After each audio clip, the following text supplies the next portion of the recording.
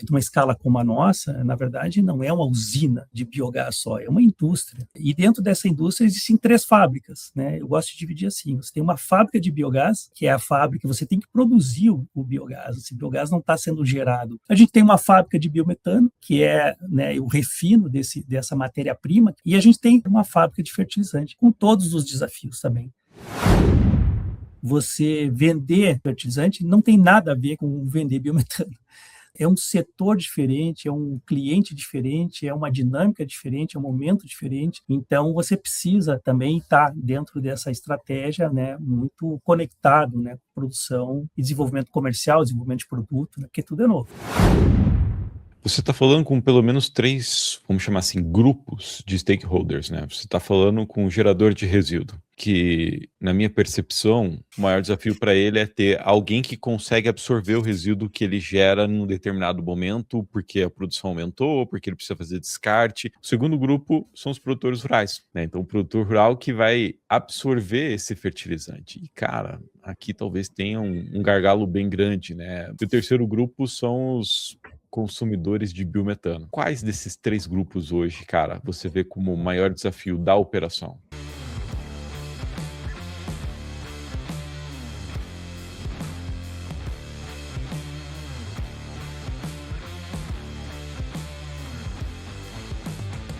Por que um grande grupo do setor de energia e gás decide investir no mercado de biogás e se tornar um dos maiores, um dos principais produtores de biometano do país? E para falar sobre esse assunto, eu convidei Luiz Fernando Tomazini, que é diretor de negócio de biogás do Grupo Energisa. Tomazini, obrigado pela sua disponibilidade. Há um tempo eu estava querendo te trazer para o podcast. Primeiro porque eu sei a tua história, eu sei a história que o Grupo Energisa está construindo no mercado de biogás e biometano. Então, eu realmente estava ansioso por esse nosso bate-papo, porque eu sei que vai contribuir muito com o desenvolvimento do mercado de biogás. Então, seja muito bem-vindo. Muito obrigado, Ricardo. Eu queria dizer que é um prazer estar aqui com você também. Eu também estava ansioso por esse momento, né? Já faz algum tempo que a gente vem aqui buscando essa oportunidade, e agora chegou ela, né? Massa, massa. E é legal, cara, é muito autêntico isso. Eu tô falando aqui, já falei para você várias vezes no privado. Algumas pessoas falaram assim: você precisa levar o Tomazini para lá, para ele contar um pouco da história dele, falar dos projetos do grupo como um todo. Eu falei assim: pô, preciso. Aí eu conheci você em algum evento de biogás presencialmente. E, pô, essa simpatia, essa energia que você transmitiu me trouxe mais vontade de trazer para cá. Então, para a gente começar, Tomazini, e que a minha audiência te conheça e eu também poder te conhecer um pouco mais em detalhe, me conta, cara, a tua história, tua formação, como é que você caiu nesse mercado de biogás no Brasil? Bom, então, Ricardo, a minha formação original é engenharia elétrica, né? Me formei em 1996, né? Início de 7. E eu comecei, como todo engenheiro eletricista, né, no setor de energia, né, que todo engenheiro eletricista sonha em passar por esse setor em algum dia. E eu comecei minha carreira em cooperativa de eletrificação rural, na distribuição de energia e geração, em PCHs, pequenas usinas. E logo em seguida, naquele momento de privatizações do setor elétrico, que foi logo em seguida da minha formação, eu embarquei no setor, né, nas empresas, numa empresa recém-privatizada de distribuição de energia elétrica, onde eu fiz uma boa parte da minha carreira, né? Foram 16 anos, né, com distribuição de energia. Tive algumas movimentações profissionais, no final foram praticamente 20 anos trabalhando dentro de distribuidoras de energia elétrica, em todas as áreas possíveis e imagináveis, né? Então, tive uma grande experiência até 2012, 13, né? E dali, né, eu fiz a minha transição para o biogás. Então, comecei de fato, né, a minha vida no biogás a partir de 2013. Que legal, que legal. Como é que foi isso, cara? Qual que foi o primeiro desafio? De onde que veio o convite? Enfim, o que você pode compartilhar para nós aí? 2012, Então, 2013, o biogás estava começando no Brasil, né? Tinha começando, cara. muitas incertezas, mais incerteza do que certeza. Exatamente. Sabe que chega um momento da carreira da gente que às vezes a gente se questiona para onde que eu quero ir, né? Então, Sim. teve um momento de reflexão muito grande, né, que eu passei, e eu disse, porra, esse negócio estava começando a surgir, e de repente surgiu um convite, né? Um convite aí de um grupo muito grande, né? Na área de resíduo público, né? Que queria trabalhar numa expansão no sul, né? Dos seus aterros sanitários para, na época, geração de energia, não biometano, né? Biogás, né? Aproveitando o biogás que até então era só aproveitado para geração de crédito de carbono, mas que com o momento, né, que vivia o mercado de energia, se tornou interessante o aproveitamento energético dele também com geração de energia elétrica. Então foram 2 anos muito intensos, né, conhecendo o lixo, né, e o lixo é uma coisa espetacular, né. Eu sou fã desse setor também, né, do lixo público, vivendo, né, aterro sanitário, tomando banho de lixo, como dizia meu CEO na época, né, onde eu pude aprender muito, né, sobre toda essa questão, essa temática que envolve o resíduo público, né, o resíduo que a gente gera em casa e como ele pode ser aproveitado energeticamente, né.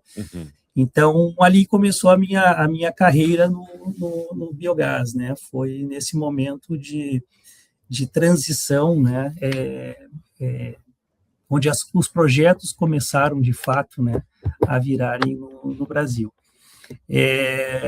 Em seguida, né, acabei sendo convidado para participar de uma estruturação de um outro negócio que na época era muito revolucionário, né, que em termos de Brasil, mas que já estava começando, né, a surgir algum movimento. Isso foi início de 2016, que foi a produção de biogás mesmo Biodigestores. em biodigestores, né, numa escala industrial e com tecnologia, né, que era uma coisa que a gente ainda tinha muito pouco, né, eu estava começando esse movimento. Então foram 5 anos desenvolvendo projetos, né, dentro dessa empresa que começou, que era uma entrante também, né, e a gente conseguiu aí colocar alguns projetos importantes aí no ar, né, sendo que o mais importante aí foi vinculada, estava relacionado com biodigestão de vinhaça, né? Então o setor de vinhaça foi um setor que impulsionou bastante, né, o setor do biogás, né, de uma forma mais profissional em escala. Então isso foi basicamente assim a minha entrada no setor de biogás, que veio com muito aprendizado, né? E também com muito desafio, né? Porque eu vinha de um setor de energia, né? Era um engenheiro eletricista bastante atuante, né? Inclusive, né, jogando em operação, em posições de engenharia, né? Fazendo ponte com o comercial, e daqui a pouco a gente vai para um setor que é totalmente diferente, né? Apesar do viés ser energia, né? De outra forma, em outro formato, Sim. né? Então foi super desafiador.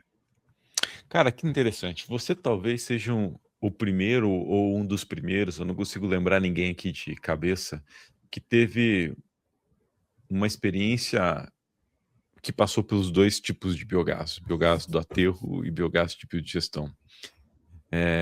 Muita gente acha que é igual, mas tem muita diferença desde o processo de produção, qualidade de biogás, escala como um todo.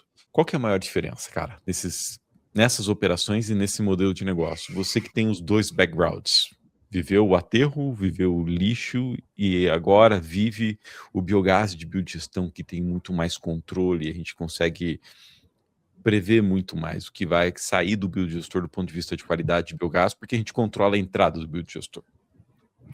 Então, são desafios bastante diferentes. Como você falou, existem diferenças consideráveis entre os 2 modelos, né? Então, eu acho que o aterro sanitário ele tem um grande desafio, né? Que é exatamente você controlar a questão do oxigênio, da operação, que o aterro sanitário é uma obra infinita até que ele se encerre, né? Então, está sempre em expansão, ele está sempre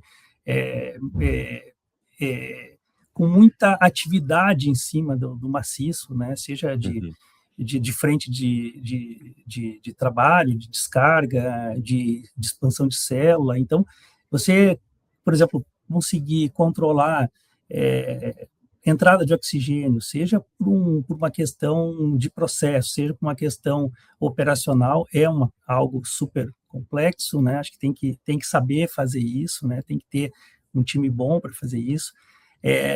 E você ali tem a questão também dos siloxanos. A gente não tem H2S naturalmente, porque a gente tem uma presença de oxigênio maior, né, dentro desse sistema. Então, o H2S a gente não é um problema no aterro, mas a gente tem os siloxanos, né, que aquilo talvez acho que é o pior de se controlar, né? Então, isso varia muito, né, dependendo do aterro, dependendo da região.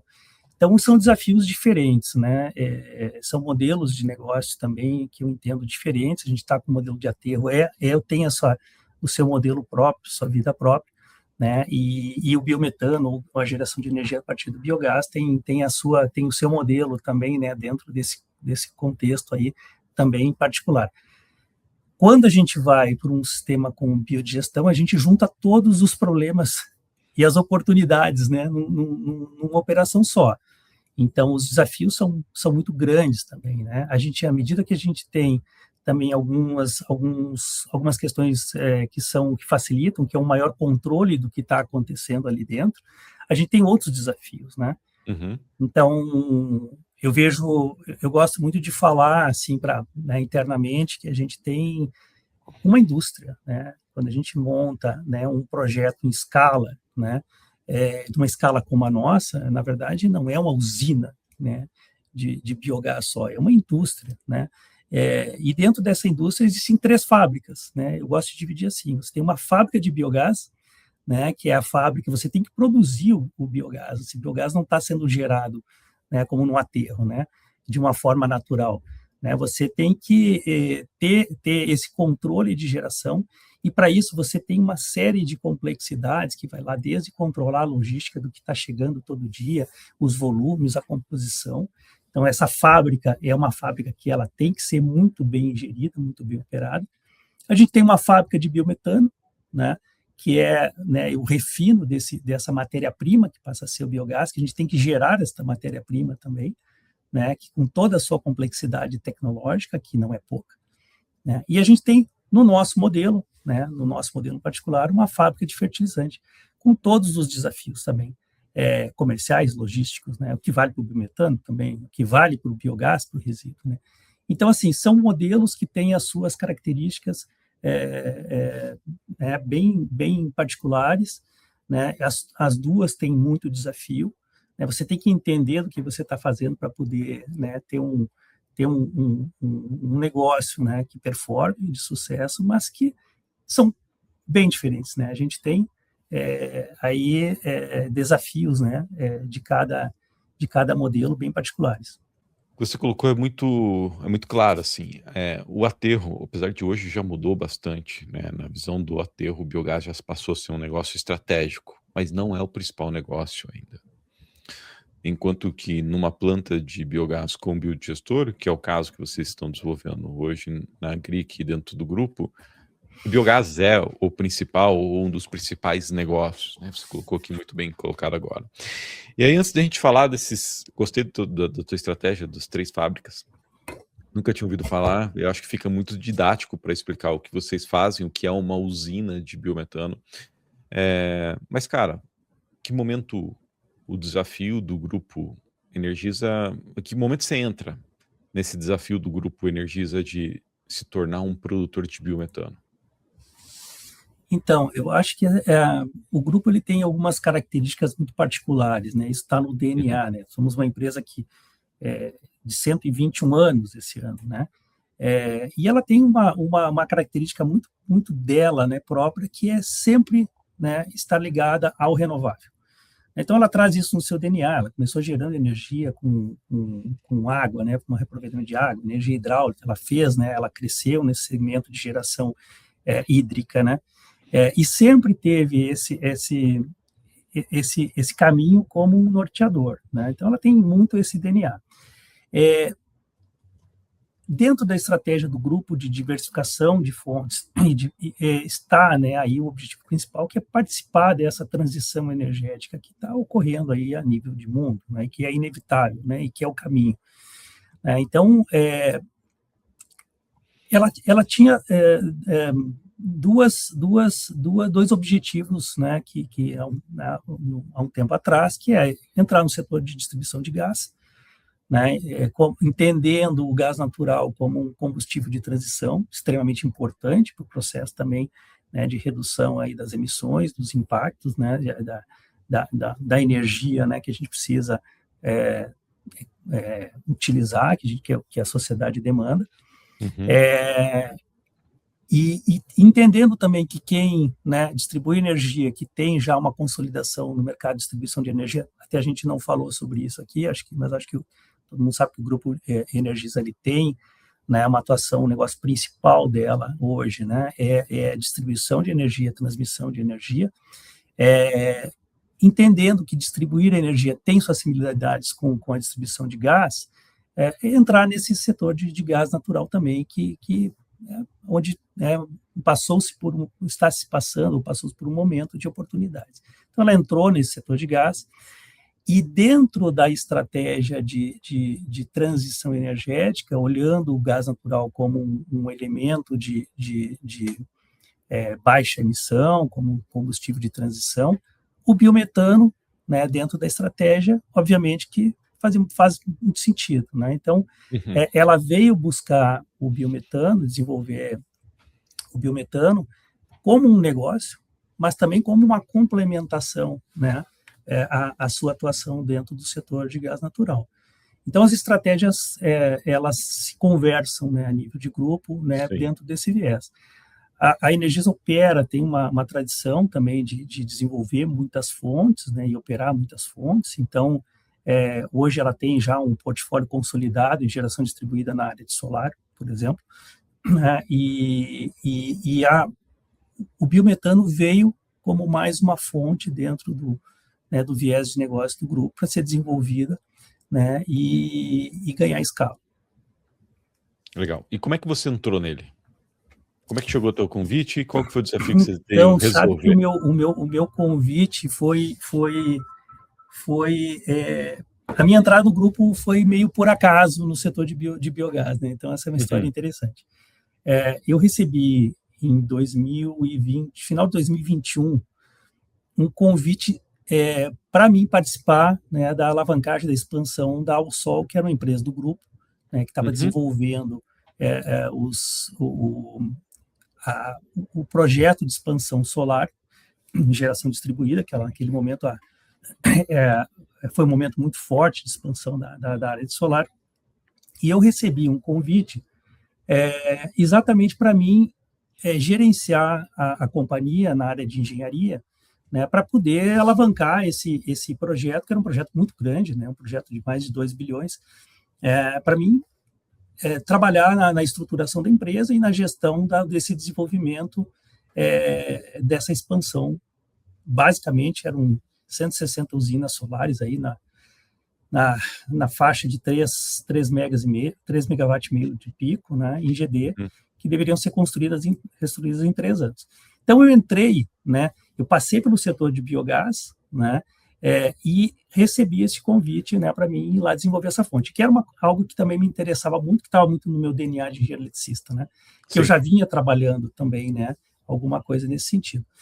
E 3 meses depois, né, que eu entrei, eu recebi o convite para desenvolver o biogás dentro do grupo, né, porque o grupo não tinha essa expertise, e ele queria entender, ele estava olhando alguns projetos meio desconexos, assim, de algumas oportunidades, e eu recebi esse convite. Disse, olha, um dia eu recebi uma ligação da vice-presidente na época da Reenergista, assim, olha, para o que você está fazendo, já reestrutura a tua saída, junto com o diretor, né, o Fernando, que é o diretor da área de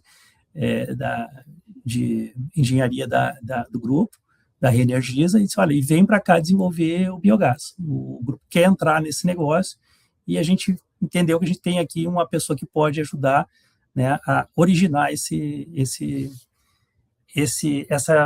entrada nesse segmento, né? Então, a partir dali, foi em março de 2022, a gente começou a trabalhar no entendimento do que era o biogás dentro do grupo. Fizemos um primeiro planejamento estratégico, olhando as oportunidades, o que a gente tinha ali em termos de oportunidade de M&A, de crescimento orgânico, né? Isso foi apresentado para o grupo em maio, o projeto foi validado, e aí se veio o desafio. Bom, como é que a gente tangibiliza isso? né? Vamos trazer um primeiro negócio para o grupo? Vamos, então vamos. A gente precisa estar dentro das regiões de concessão? Não necessariamente. O grupo também tem interesse em expandir para outros estados onde ele não está presente, que eram muito poucos, mais no sul. E aí foi aí que a gente começou a desenvolver, né, o primeiro negócio que findou em 2023, né, que foi a GRIC. E que, por sinal, né, o negócio foi consolidado, a compra da GRIC, meses depois, né, que a Energisa comprou a ES Gás. Então, foram alguns meses de diferença, né? Então, a gente já entrou no setor de gás, no setor de biogás, praticamente juntos no mesmo semestre. Tudo aconteceu de uma forma muito rápida, né? E o gás entrou de forma integral, assim, num momento muito próximo. É interessante isso, daqui a pouco a gente entra nessa pergunta, Tomazini, mas talvez vocês sejam a única empresa, de fato, no Brasil que faz uma operação de distribuição de gás e também está investindo em biometano, investiu em biometano. E isso deve trazer uma visão estratégica muito interessante sobre o mercado de biometano, que nada mais é que o mercado de gás, né? Mas antes da gente falar disso, por que a GRIC? Porque quando a gente fala em projetos de biometano, você vê os grandes investidores já passaram pelo meu podcast, ou quase todos. E 90% ou está investindo no aterro sanitário ou está investindo no setor sucro, né? E a gente sabe dos desafios de cada um dessas fontes aí de biometano. Por que vocês decidiram entrar para o setor de resíduo distribuído com várias indústrias, no mais como um todo, no projeto da GRIC? Qual que era a visão e por quê? Bom, eu acho que foram alguns fatores, né? Assim, não é uma razão só, mas algumas razões. A primeira é que foi o timing da Energisa entrar no setor de biogás, né? Então, quando a gente resolveu entrar, o grupo resolveu entrar, já existia, né, um desenvolvimento muito grande na área de vinhaça de cana, por exemplo, os arranjos de negócio, né, já estavam bastante evoluídos, os players estavam bem posicionados, né, então a gente entendeu, né, que seria uma forma que demandaria mais tempo, né, para a gente poder desenvolver e apresentar a Energisa como entrante nesse setor, né, que poderia ser mais complexo. Idem para o setor de aterro sanitário, né, também já estava na frente, né, os grandes players de aterro sanitário já estavam com seus negócios amarrados, e a gente entendeu que existia uma oportunidade nesse setor de resíduos, que são resíduos privados, né, resíduos industriais, e que, quando a gente olhava assim, a questão de como eles estavam sendo tratados, geridos, a gente viu, poxa, a gente entendeu que dá para fazer, né, um negócio a partir disso, e dá para fazer um negócio interessante também para quem gera, né? Então, assim, existia uma condição de entrada não explorada ainda, e que a gente estava, né, pronto, né, para desenvolver. Então, a gente entendeu que existia uma oportunidade de um crescimento orgânico ali.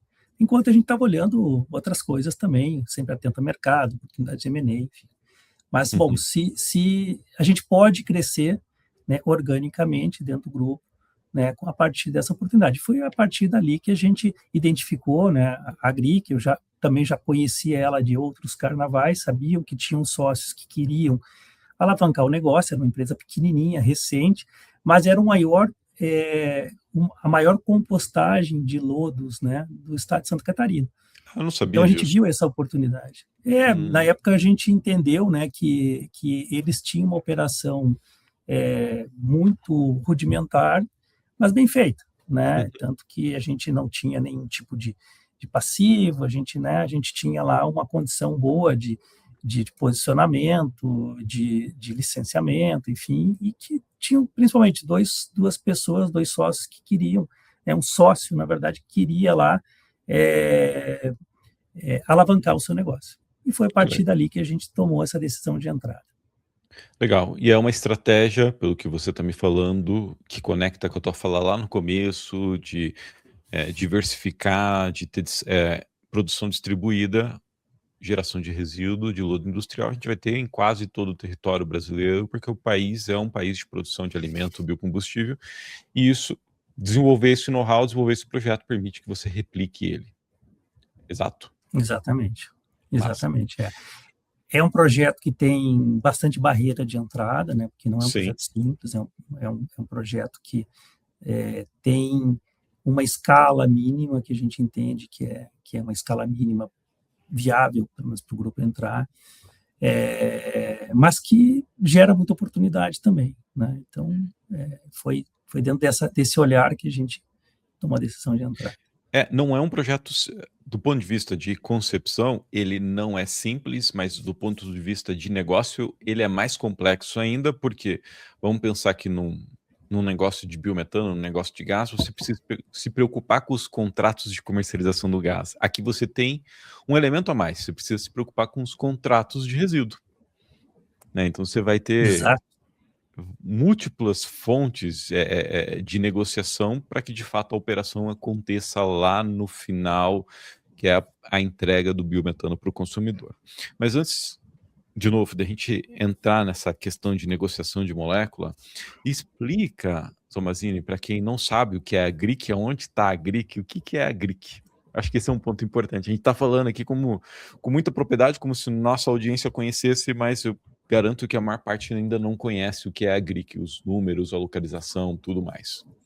Então, a Agric, ela é uma empresa, né, situada no município de Campos Novos, em Santa Catarina, fica bem no centro-oeste, mais ao sul, né, de Santa Catarina.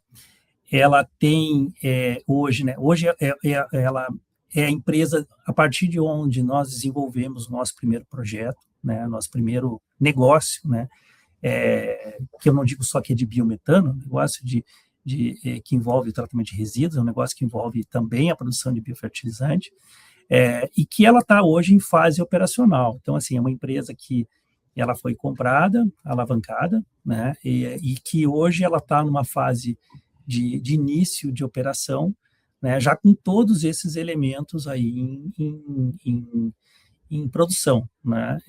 Uhum.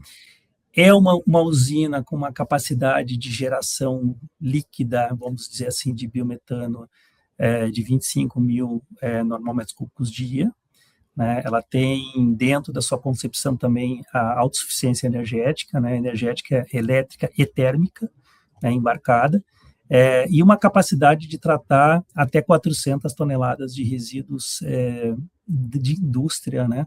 Daquela indústria característica da região por dia, né? Transformando isso tudo em biofertilizante na saída e biometano, né? Na saída, na outra saída.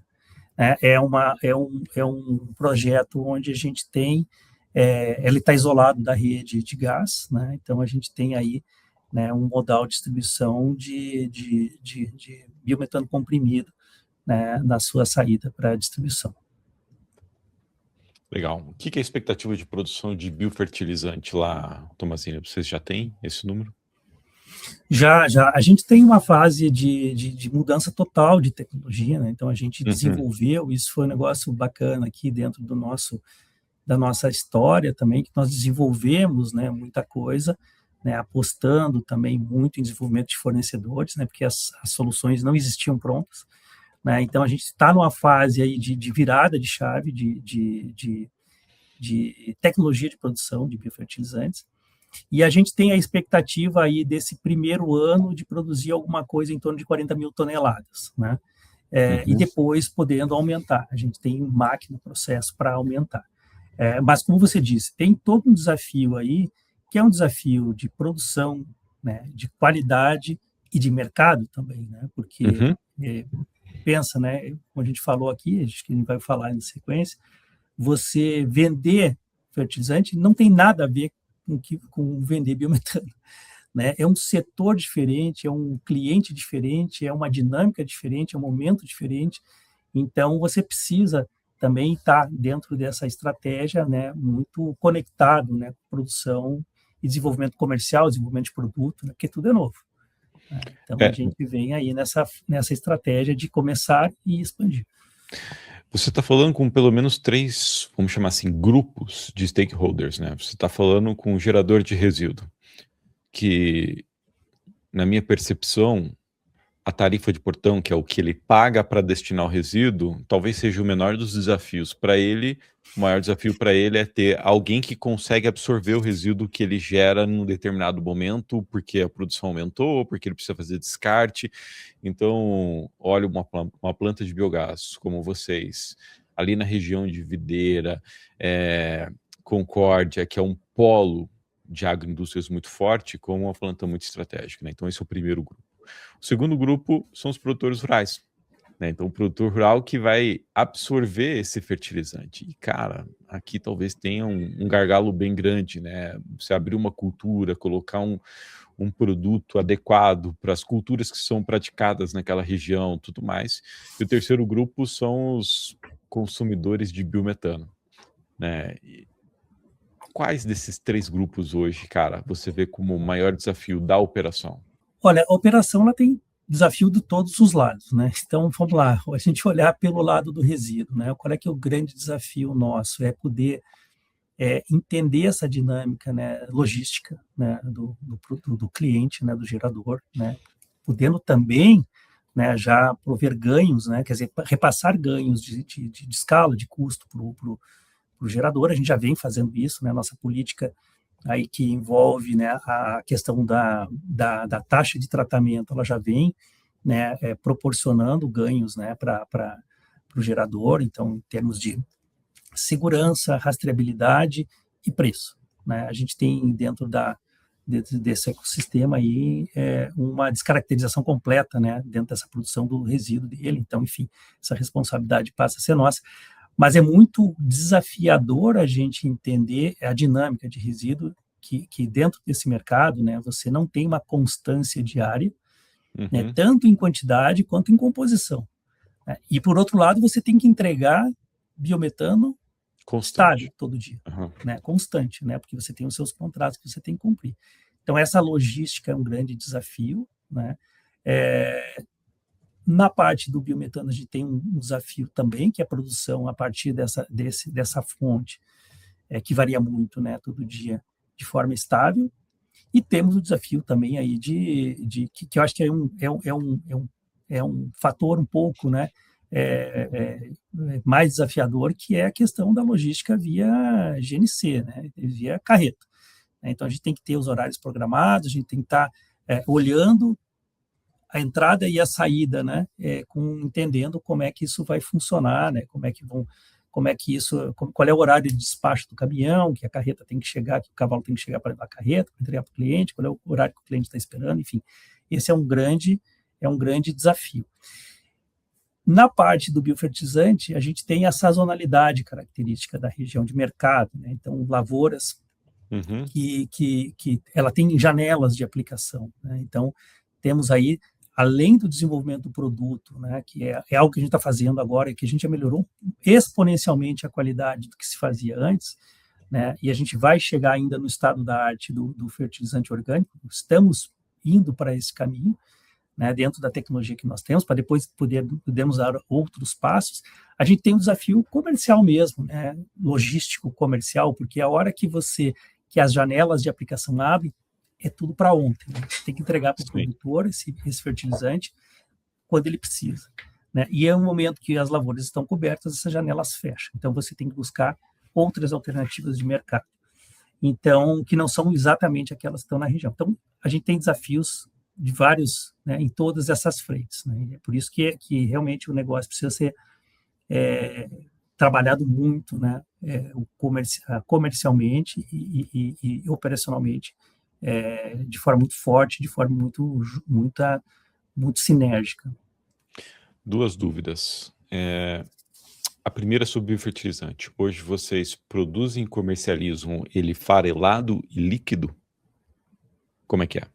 Então, não, hoje a gente produz, comercializamos ele farelado, né, só sólido, né, o que basicamente falando de uma forma assim bem simples, a gente agrega dentro de um material orgânico fibroso, né, esse biodigerido, que já sai estabilizado, ele já sai Uhum. com, né, uniforme, né, então isso a gente consegue dar um padrão, né, para o biofertilizante, e esse biofertilizante a gente comercializa, e o líquido a gente vem, né, dentro da estratégia de incorporar, se não todo, praticamente todo, né, então a gente tem áreas licenciadas para fertirrigação, né, que a gente faz a aplicação desse excedente de início, né, até a gente agora começar a estabilizar a produção, como fertirrigação mesmo, né? Então isso aí hoje não é um produto, a gente quer produtizar no futuro, né, olhando oportunidades, mas ele não, de fato, ele hoje não é, ele precisa de muito desenvolvimento comercial Sim, ainda, de entendimento técnico, né, para virar um produto.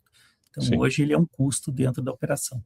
Uhum. Agora a gente tem dentro da estratégia de tentar absorver todo esse biodigerido, né, dentro da produção do Fazer fertilizante, incorporação numa matéria de carbono para fazer você a poder incorporação. estocar e distribuir no momento certo, que é nessa janela entre safra.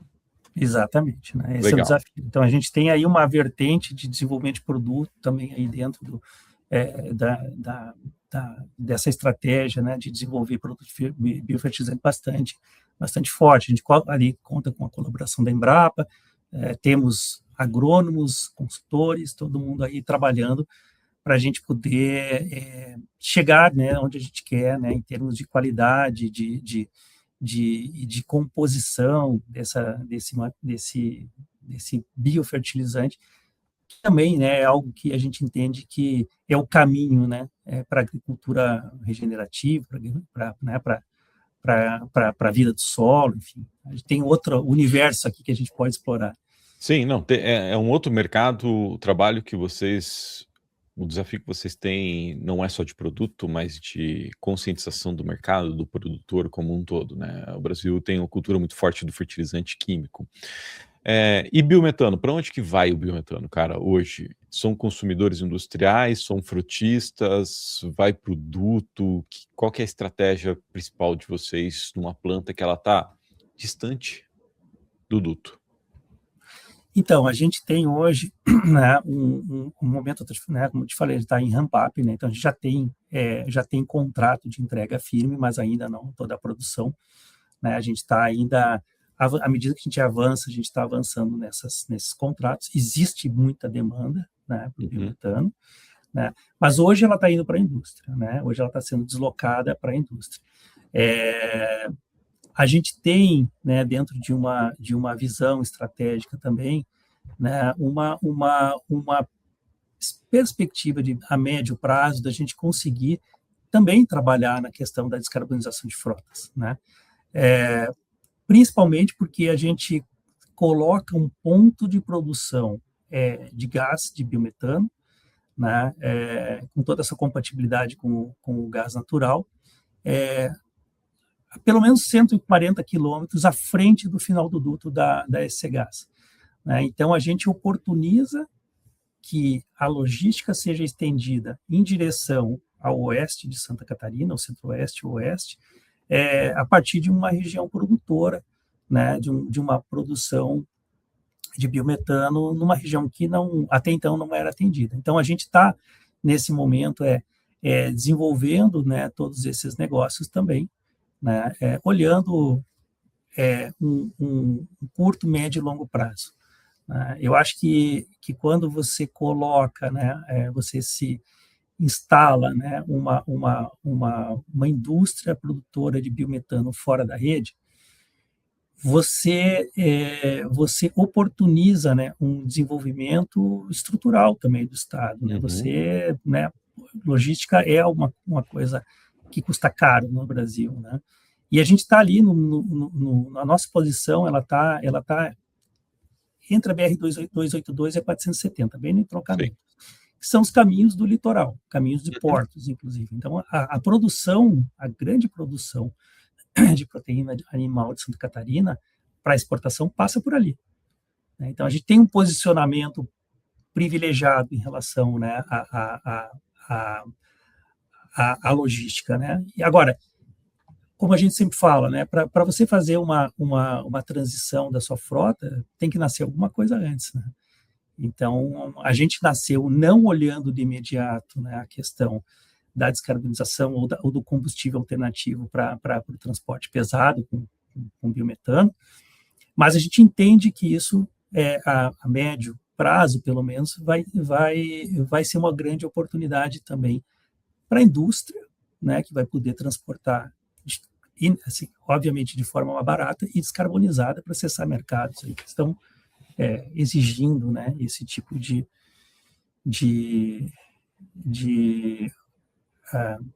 operação, né, de baixo carbono. Você começou o podcast falando um pouquinho do grupo, né? E claramente o grupo gosta muito de projetos de infraestrutura, geração de energia elétrica, distribuição de energia elétrica, agora distribuição de gás mais recentemente. E até pouco tempo atrás, bom, na verdade o que eu vou falar eu nunca ouvi ninguém falando, né? Se fala que a forma da gente expandir o mercado de gás é via GNC, ou seja, gás natural comprimido. Mais particularmente, eu acho que a forma que a gente expandiu o mercado de gás é via biometano. Você já está com a produção interiorizada e tudo mais. Eu olho para um projeto como o de vocês, da GRIC, do grupo como um todo, e vejo isso aqui como um projeto estruturante. Ou seja, um projeto olhando para o médio e longo prazo, né, de fornecer gás, seja ele biometano ou não, no interior, né, onde você tem uma demanda, mas não consegue atender ela com duto, reduzindo o custo logístico desse gás. Dito isso, Tomazini, o que é uma tese de um projeto de biometano que faz sentido para a GRIC hoje? E que tipo de parceria a GRIC busca, ou que tipo de projeto a GRIC investe? Como é que a GRIC quer fazer negócio ou está fazendo negócio no mercado hoje? Então, quando a gente fala A GRIC não, desculpa, né, grupo, desculpa. É o grupo, né? Então, assim, primeiro, é bem super interessante esse conceito e é algo que eu venho também falando, né, que quando a gente coloca, né, uma produção descentralizada, a gente está trabalhando na infraestrutura de um estado, do município, Sim. do estado, uma região, né? Então, isso conecta Vocês muito estão também. criando a oferta antes da demanda. Exatamente, né? E isso conecta muito também com o DNA do Grupo Energisa, que é um grupo de infraestrutura, né? Geração, ele tem toda a sua história, geração, distribuição, transmissão de energia, como vetores de crescimento, né? E como um posicionamento muito firme, né? Para desenvolver, né, a infraestrutura de uma região, do estado e de um país, né? Então, isso conecta muito, conversa muito também, né, dentro do que tudo que se faz dentro da Energisa. A gente tem hoje, né, hoje, assim, o que a gente não é fácil uma tomada de decisão de entrada em um projeto, né, porque a gente tem vários fatores de risco que precisam ser mensurados, né. A gente tem que olhar aí, então, pelo lado da biomassa, pelo lado, né, da própria linha que a gente resolveu desenvolver, que preferencialmente tratar o biodigestato agregando valor e não trabalhando com ele numa descaracterização através de uma ETE, com lançamento. A gente quer evitar esse tipo de solução e por isso a gente busca regiões onde isso possa fazer sentido, e também, obviamente, o mercado de biometano, né? Onde sempre, né? E aí obviamente que isso não é uma estratégia, não é um segredo estratégico, o duto facilita, né? Facilita bastante a questão da comercialização, né? Apesar da gente ter ainda questões regulatórias que vão de estado para estado ainda para serem resolvidas, né? A gente tem aí uma oportunidade também em duto. Então, assim, basicamente, a gente tem que olhar esses três fatores, não é uma decisão isolada, né? Segurança de biomassa, como que a oferta nesse local, como que eu posso comercializar meu biometano, que eventualmente isso também futuramente deve girar, né, de forma circular na própria cadeia geradora do resíduo, faz muito sentido a tese, né? Principalmente agora, né, com essa questão da União Europeia, Acordo Mercosul, a gente já vê alguns movimentos nesse sentido, mas também olhando sobre, bom, o que fazer com o líquido, né? Porque muito projeto morre no líquido, né? E aí é uma forma da gente agregar valor e trazer uma receita que não é uma receita principal, mas é uma receita que auxilia, né, a equilibrar o econômico e sair do negócio. Então, assim, a gente hoje está olhando muito sul pelas oportunidades, mas também olha centro-oeste, uma forma muito atenta na questão do resíduo industrial, mas a gente também não deixa de olhar aterro, a gente também não deixa de olhar oportunidades em vinhaça, a gente não tem, assim, nenhuma barreira, né, com outras fontes, muito pelo contrário, né? Até porque em algumas distribuidoras aí da Energisa, a gente não tem esse tipo de oportunidade de resíduo industrial. Né? Então, a gente está olhando isso também de uma forma mais aberta, né? Olhando o biometano aí sim como uma linha de negócio né? Onde o biogás pode vir de outras fontes. E a tese mínima é essa que vocês estão startando agora na GRIC, 25 mil metros cúbicos de biometano por dia. A gente definiu esse parâmetro, né, como uma régua, né, que a gente entende que é uma régua mínima, né. Até poderemos assim, na evolução do nosso entendimento operacional, né, do negócio, a gente até pode baixar essa régua, né, para este tipo de fonte, né, nessa conformação de negócio. É porque a gente consegue ter aí uma gestão de carteira, né, com alguma segurança, né, assim, em termos de biomassa. A gente tem, normalmente, em regiões que produzem muito mais do que isso, e também a parte de custos operacionais, ela consegue, né, ser suportada por uma produção mínima, né, nesse montante. Eu vejo que a complexidade de um negócio desse é bastante grande e a gente também precisa ter, né, uma estrutura adequada para poder dar conta disso, né, estrutura operacional, técnica, de suporte comercial. Então, basicamente, essa nossa não é uma verdade, né, no mercado, mas é uma verdade interna nossa aqui, né, que a gente busca projetos mais ou menos desse porte. Legal. Eu quero saber como é que é a estrutura hoje do grupo e onde é que se enquadra esses negócios de biometano. Mas antes de você me responder isso, Tomazini, quais são os big numbers econômicos de um projeto desse? O que é esperado de CAPEX de um projeto que recebe 400 toneladas por dia, 25 mil metros cúbicos de biometano, vai produzir biofertilizante? E para o grupo, na tese do grupo, o que é o payback ideal? Então, a gente tem, assim, depende muito, né? Tem algumas variações aí que influem no CAPEX, né? E o nosso desafio sempre é fazer, né, esse CAPEX, né, reduzir, né, o melhor possível. Então, à medida que a gente vai escalando e ganhando, olhando as oportunidades, a gente vai olhando, entendendo como que a gente pode reduzir CAPEX sem abrir mão de segurança operacional, né? Porque a gente pode fazer um projeto desses com uma variação de 30% para cima ou para baixo, né? Não necessariamente produzindo mais biometano, mas ganhando mais segurança operacional. E segurança operacional impacta no teu contrato lá de deliver or pay, né? Exatamente, né? Exatamente. Mas são questões que a gente vem trabalhando bastante internamente, né? Para poder sempre trabalhar dentro de uma margem que a gente consiga chegar num modelo que a gente entenda que seja seguro, né? E que a gente, ao mesmo tempo, não inviabilize o negócio, né? Porque deixa o engenheiro sonhar, você vai fazer uma planta de 200, 250 milhões. Né? Para produzir a mesma coisa. Né? O cara vai botar redundância até onde não precisa.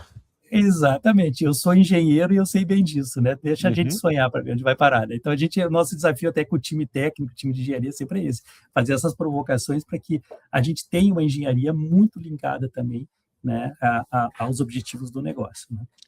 Legal. E o que é biometano hoje dentro do grupo, cara? Onde ele se encaixa dentro do grupo, já que o grupo opera tanto no mercado de energia elétrica quanto no mercado de gás?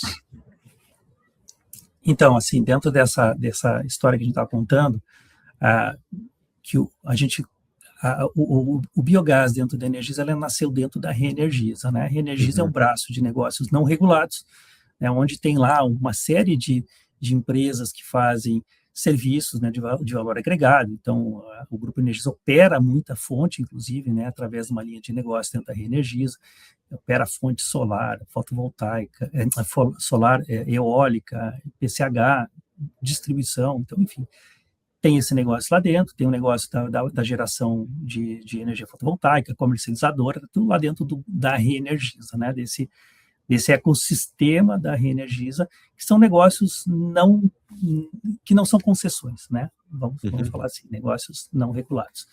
A gente nasceu incubado lá dentro, né? Dentro legal. desse ecossistema. A gente nasceu em duas pessoas, né? Eu e o Fred, né? O parceiro aí que já não está mais aqui, está estudando aí para retornar ao grupo mais tarde. Mas a gente nasceu, né, de um desejo, né, e materializamos isso no negócio entre 2022 e 2023, né, 24, Uhum, né? A gente começou, de fato, ali a construção da planta da GRIC. E à medida que a empresa entrou, né, no gás, a gente sentiu a necessidade de conectar mais, né, todas essas coisas, essas estratégias. E aí, em 2024, foi estabelecida dentro do grupo, né, foi fundada, né, foi estruturada dentro do grupo, melhor dizendo, a EDG. Né? Então, ela é uma vertical, né, dentro do grupo Energisa, que só trabalha com gás. Né? Dentro da EDG, a gente tem uma estrutura, uma diretoria, né, um diretor-presidente, que é a Débora Oliver, né, que é a nossa diretora-presidente, e uhum, embaixo dela estão basicamente as empresas que desenvolvem negócios com gás, onde a EBio é uma delas, a Energisa Biogás, onde a gente tem a ES Gás, que é uma concessão, e a gente tem a Norgás, que é a participação, né, dentro das distribuidoras do Nordeste. Dentro da EBio, a gente tem aí as linhas de negócio, né, as unidades, né, que estão sendo desenvolvidas, que hoje é a Agric, em Santa Catarina, e a Lurian, que é a nossa recente, né, aquisição no estado do Paraná. uhum. Então, é mais ou menos essa conformação que a gente tem hoje, né? Isso foi uma evolução, né, de todo o modelo, né? E que faz muito sentido, né, Ricardo? Porque hoje a gente consegue ter muita troca, né, dentro por exemplo, dos times técnicos, né, com os times que entendem de gás, né? Assim, a gente é um entrante na área de gás, né, nesse modelo de biogás. Mas a gente tá lá produzindo um, um, um, um gás que fisicamente é idêntico ao gás natural. Então, todo aquele know-how de como comprimir, transportar, segurança operacional, né? Qual o melhor equipamento, né? O que a gente tem aqui de desenvolvimento nas distribuidoras que pode ser trazido para uma realidade da IBIO, olhando saída de gás, estratégia de gás, como que ela se conecta com a estratégia e com a visão das distribuidoras, a gente traz para dentro. Né? Então, a gente consegue trabalhar de forma muito sinérgica. Né? E esse é um ganho assim, muito, muito, muito, muito importante para a gente aqui, que está do lado da molécula verde, né? Integrando ela com toda essa estratégia do gás de transição. Cara, sem sombra de dúvida, essa é a grande vantagem competitiva de vocês. Você já teve do outro lado, do desenvolvedor de projeto que não estava nessa conexão e tem muita assimetria de informação, porque o desenvolvedor de projeto como um todo, ele tem uma expectativa. Quem comercializa o gás, distribui o gás, tem outra expectativa, vive uma outra realidade que a gente não vive. E esses dois mundos, geralmente é muito difícil da gente conectar e criar as devidas sinergias, né? Eles não, eles querem, vamos usar termos mais simples. Eles querem começar um relacionamento, mas a aproximação geralmente é difícil, né? Ou ela não vai no mesmo ritmo. Então, essa essa integração que o grupo tem, sem sombra de dúvida, traz muita vantagem na estruturação de projetos, até do ponto de vista de mercado, né? Entender para onde que o mercado de gás vai, qual que é uma tendência dele, quais são as expectativas. Por exemplo, agora a gente está vivendo a questão do Segob como um todo, né? Muito interessante, Tomazini, muito interessante. Eu não tinha essa percepção do grupo, sabe? Então essa conversa com você me trouxe uma outro tipo de percepção de projetos de fato estruturantes de biometano, estratégicos de biometano dentro dos territórios dos estados como um todo. Tomazini, tem alguma coisa que eu não te perguntei que você gostaria de comentar? Olha, eu acho eu acho que em relação ao posicionamento a gente está, né, tá claro aí. Acho que a gente tem esse objetivo, né? Uhum. Mas assim, de fato, assim, o que eu acho que é importante a gente colocar aqui também como uma característica nossa, é que a gente tem dois mantras assim dentro do nosso negócio, né? Uhum. Que é a expansão disciplinada, né? Com toda essa disciplina de olhar bons projetos, de olhar questões consistentes, que a gente possa dar segurança para o nosso acionista, para o nosso investidor, para quem está, né, financiando toda essa expansão. Né? Então, a expansão disciplinada é um mantra. E o segundo ponto é a excelência operacional que a gente está buscando. Né? Porque eu acho que excelência operacional é que vai fazer muita diferença aqui no futuro. Né? Acho que construir uma boa planta é uma obrigação, né, da gente entrar, para a gente entrar nesse negócio. Agora, a excelência operacional é que realmente, né, vai trazer esse resultado aí para o negócio. Então, a excelência operacional é uma característica do Grupo Energisa, né? Ele opera muitas fontes, ele tem o DNA também na operação, né?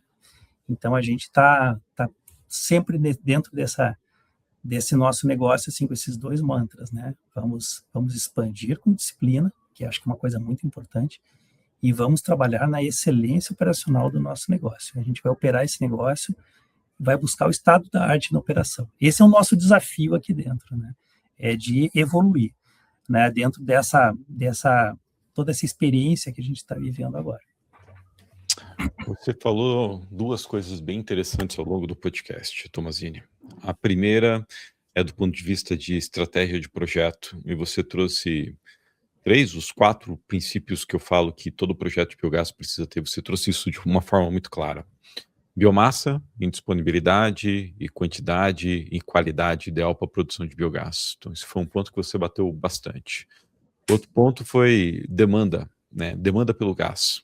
Chama de demanda de energia, né? Porque o biogás, o biometano, é um combustível e a gente pode utilizar ele para N propósitos. O terceiro ponto que você trouxe de uma forma muito boa é a questão do digestato. E você trouxe de uma forma muito transparente. Ó, o líquido hoje ele é um passivo para o projeto que a gente faz fertirrigação, tem valor de mercado, mas o mercado ainda não está pronto para pagar essa parada. E uma das estratégias nossa é incorporar isso e transformar isso num produto, num fertilizante. E o quarto ponto que eu falo geralmente é tecnologia. A gente não falou de tecnologia, mas falou do desafio, e aí conecta o segundo aspecto que você trouxe, que é a excelência operacional. Pouco se fala no mercado sobre eficiência de plantas de biogás e disponibilidade de plantas de biogás. E você deixou isso intrínseco na tua fala quando você trouxe a fala aqui de nós somos autossuficientes em energia. E não é simplesmente porque você quer ser autossuficiente, é porque você quer ter excelência operacional. Você quer ter disponibilidade de máquina, ou seja, disponibilidade de operação para garantir os contratos de fornecimento de biometano. E tem muito projeto que está saindo do papel que não está olhando para tudo isso, não está olhando para a excelência operacional, que é o que vai fazer o projeto ser durável 20, 30 anos, e aí sim está alinhado com a história do Grupo Energisa, que você colocou, de 121 anos. Se a gente não integrar tudo isso, a gente não tem um negócio sólido. E o mercado de biogás está começando. A gente tem 5% do mercado de fato explorado. Vocês estão se posicionando para ser um stakeholder importante no mercado de biometano, assim como é no mercado de energia elétrica e está se tornando no mercado de gás. Cara, dito isso, feita essa reflexão, eu tenho uma última pergunta para você, né? E a pergunta é: o que você acha que é uma tendência do mercado de biogás para os próximos anos e como o grupo espera se posicionar dentro daquilo que você pode compartilhar com a gente. Enquanto você pensa nessa resposta, eu quero convidar a nossa audiência para 3 coisas: conhecer a Doutor Biogás, nós somos uma empresa de consultoria. Nós também temos um treinamento chamado Biogás 360, que ensina profissionais a desenvolver projetos e negócios de biogás e biometano. E a gente tem uma plataforma de fornecedores que chama B2 Biogás, os principais fornecedores do Brasil estão cadastrados lá. Eu passo a palavra para você, Tomazini, que você, com toda essa tua bagagem, desde 2012, passando pelo mercado de aterro, pelo mercado de biodigestores, agora entrando em usinas, projetos estruturantes de biometano estratégico, entende que é uma tendência do mercado para os próximos anos e como o grupo deve se posicionar nesse mercado? Então, eu entendo que existe uma tendência forte de crescimento do biometano, né, e principalmente assim, de uma valorização do biometano, né? À medida que algumas questões evoluem, a gente está aí com um cenário, né, ainda de regulação, né, em desenvolvimento. A gente tem a questão do Segob para ser, né, mais um vetor aí, um produto, né, agregado à molécula, né, para que realmente o atributo verde ele seja, né, valorizado economicamente, que muitas vezes acaba que, se a gente não estrutura bom comercialmente isso de uma forma inteligente, ele acaba, o biometano acaba se confundindo com o gás natural, né, em termos de precificação, e ele é diferente, né, ele trabalha com, né, com muito mais valor agregado. Então, eu acho que essas questões, a questão hoje que a gente vê aí com a própria União Europeia, dentro do segmento que a gente trabalha, né, deve ter reflexo também, né, no momento que as empresas vão ter que atender regras, né, que a União Europeia vai exigir para que elas sejam entrantes naquele mercado competitivas. Então, a gente vê um momento ainda, né, de crescimento do biometano. Acho que o biometano ainda é muito novo, mas muito promissor. Né? Então, acho que o desenvolvimento de uma infraestrutura também com os projetos de Energisa, com outros projetos, né, de interiorização, eles vão transformar essa questão, né, da cadeia do transporte pesado, né, eles vão oportunizar esse tipo de mercado que é muito pequeno hoje, né, e que tem um potencial gigantesco, né, de consumo e valorização da molécula. E aí, assim, dentro da nossa estratégia de expansão, eu posso te dizer que a gente está atento ao crescimento, né, desse mercado, às oportunidades desse mercado. Hoje a gente tem esta linha, né, de negócios, né, como o da GRIC e do Paraná, do segundo projeto que a gente vai começar a desenvolver agora, construir esse ano. Mas a gente está olhando oportunidades em todas as frentes, né, de projetos que façam sentido, né, para o parceiro né, para a Energisa, mas também para eventuais parceiros estratégicos que querem, né, aumentar a sua participação, monetizar seu negócio, ou até expandir o seu negócio. Então, eu acho que é isso, assim, a gente tem uma visão de crescimento, mas sempre olhando, né, com prudência, né, projetos que façam sentido. Então, é esse o nosso posicionamento hoje. Queremos crescer e vamos crescer, né, mas com os pés no chão, né, acho que esse é o ponto. Eu não tenho dúvida disso, né, por toda a história do grupo, a forma como vocês estão estruturando os projetos, vocês estão trazendo para o mercado, um pouco que eu percebo de movimentação, um nível de exigência da cadeia de fornecedores que até então não foi feito, né, desde os processos de solicitação, de chamada de preço e tudo mais, e o que eu tenho ouvido falar é que vocês de fato estão estruturando projetos sólidos, que trazem o que você falou, excelência operacional. Então, Tomazini, cara, obrigado pelo seu tempo, obrigado pela sua disponibilidade de estar aqui batendo um papo com a gente. As portas da Doutor Biogás estão abertas para sempre que vocês quiserem vir trazer alguma novidade, trocar uma ideia, falar de um posicionamento, qualquer assunto que vocês acharem pertinente a gente trazer para discussão. E a última coisa que eu te peço é, bom, como é que as pessoas fazem para te encontrar, Tomazini, no LinkedIn, ou entrar em contato com com a EBIL para eventualmente discutir uma proposta, ou enfim, fazer algum negócio? Assim, nós temos, acho que o melhor caminho sempre é LinkedIn, né? Para um público especializado como esse, acaba sendo um Uhum. ambiente bem propício, né? Eu tô lá no LinkedIn, Luiz Fernando Valente Tomazini, então acho que o pessoal é fácil me achar. E eu quero deixar aqui o convite para ti, já, Ricardo, para ir lá visitar a planta, né? Eu acho que a Tá gente falou feito. muito, né? Mas ainda não tivemos a honra de receber o teu convite, e então estou te fazendo o convite agora novamente, né? E aí acho que você vai poder entender, né, todo o conceito do projeto, porque a gente sempre busca, né, dar uma solidez para o projeto, entender. O projeto ele é desenhado para o tipo de atuação, de resíduo que a gente está trabalhando, de insumo, né, vamos voltar lá, de insumo. E acho que isso aí a gente consegue olhar lá e você consegue conhecer na prática todas essas questões que a gente colocou aqui hoje. Muito Show. obrigado pela oportunidade. Obrigado Em nome do você. Grupo Energisa, agradecemos aí essa oportunidade muito, Obriga- muito bacana aqui. Obrigado você, Tomazini, pelo seu tempo. Obrigado, Grupo Energias. E, pessoal, até o nosso próximo episódio.